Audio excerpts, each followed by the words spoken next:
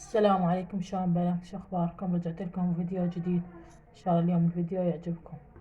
هاي اول ما نبلش اسوي الكيكه. اول ما اسوي الصوص الشوكولاته بالخلاط.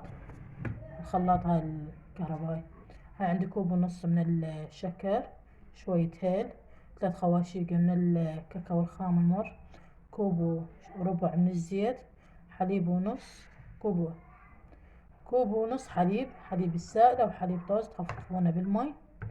اول ما اسوي الصلصه وبعدين اسوي الكيكه اخلطها بالخلاط. هاي اخلي الزيت، خلي الحليب، خلي الهيل والشكر، وخلي الكاكاو. هاي المكونات للشوكولاته. هاي الشوكولاته بعد ما جهزتها صار هذا القوام مالتها.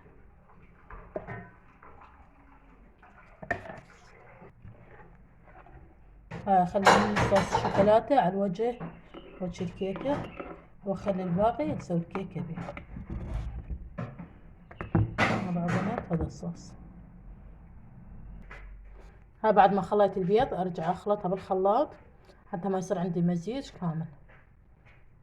ها بعد ما صار عندي هذا القوام، ثخن هذا القوام، صار بهذا الثخن.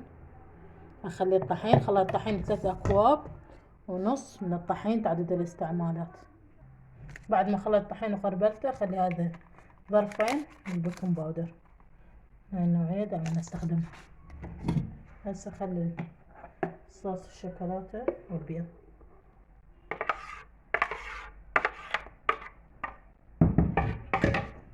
اخلطهم لحد ما يصير عندي مزيج كيك.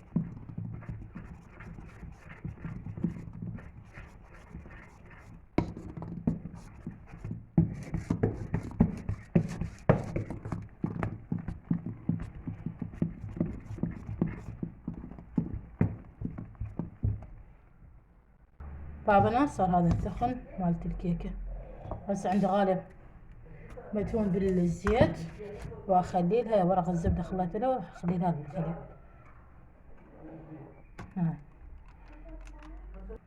هاي هسه جزت الكيكة عندي، ادخلها للفرن على درجة حرارة كلش هادئة لحد ما تستوي. اشوف لكم اياها بعد ما تكمل.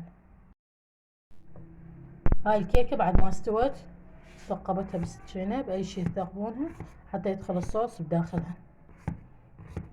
هاي بعد مستوية كلش زين. هسه هاي الصوص خليه عليها.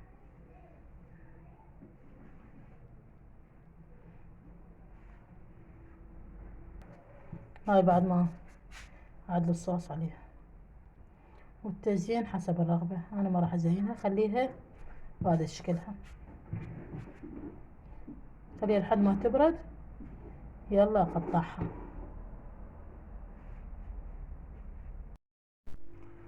هاي بنات بعد ما بردت هسه اقطعها حسب القطع انت اللي تحبونها قطعوها. قطعها قدمها بطبق التقديم حتى تشوفون شكلها ومنظرها. هاي شوفوها بنات بعد ما طلعتها شلون لونها وشلون علوها. باعوا بنات شلون ارتفاع وطعمها يجنن كلش طيبة. لا تنسونا باللايك والاشتراك وتفعيل زر الجرس. مع السلامة.